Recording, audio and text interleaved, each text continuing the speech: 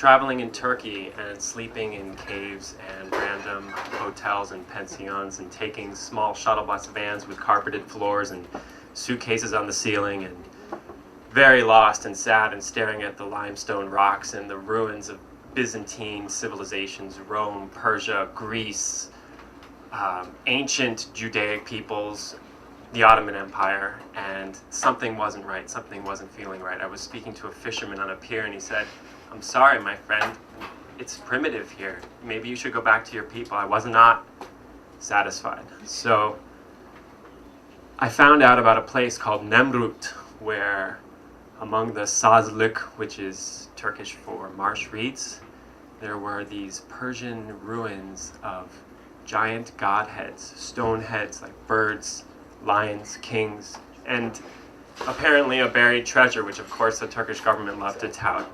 And I made my way to a nearby city, but realized I couldn't get to the site unless I paid way too much for a taxi, which I did. And arriving at the top of the mountain, there was only a man begging me to stay at his little hotel and no ruins. But sitting there at a small picnic table was a long-haired, barefoot hippie from Spain named Diego. And if ever I've had a brother, the 3 days that I spent traveling with this man would be the closest I could possibly think of to brotherly love. The second day, we set off, of course, him barefoot and me in my stupid puff suburban hiking boots, 10 kilometers towards this mythic mountain Nemrut, with the small starved puppy with ticks and flies on it that was only fed white bread by the Turkish war veteran brother of the hotel owner. And we walked, and my shoes were caked in mud, and he said, "Ah, cabron, take your shoes off, man."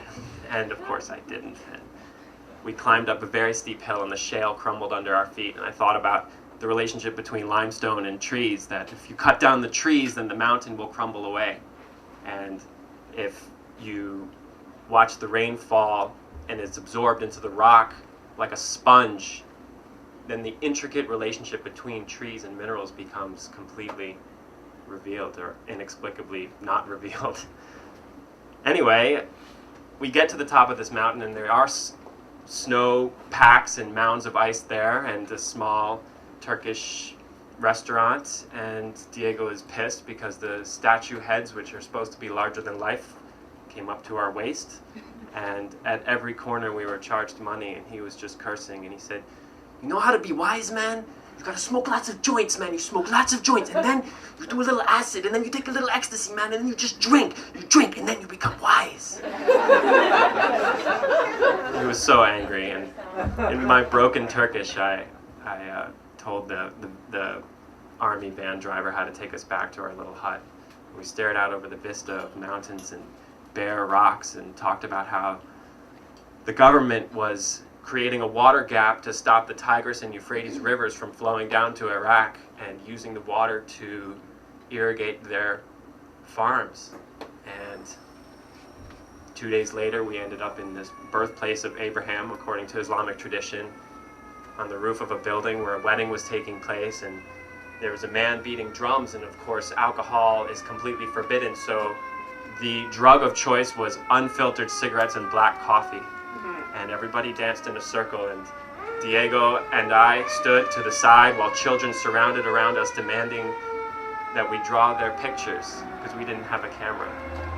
And he smoked many cigarettes, and we had many other adventures which 60 seconds won't tell. But I got an email from him a week after that he was in Egypt because he was walking barefoot around the Mediterranean, and he had broken his feet jumping out of a pickup truck of some Bedouins who were kidnapping him when he was only trying to hitchhike.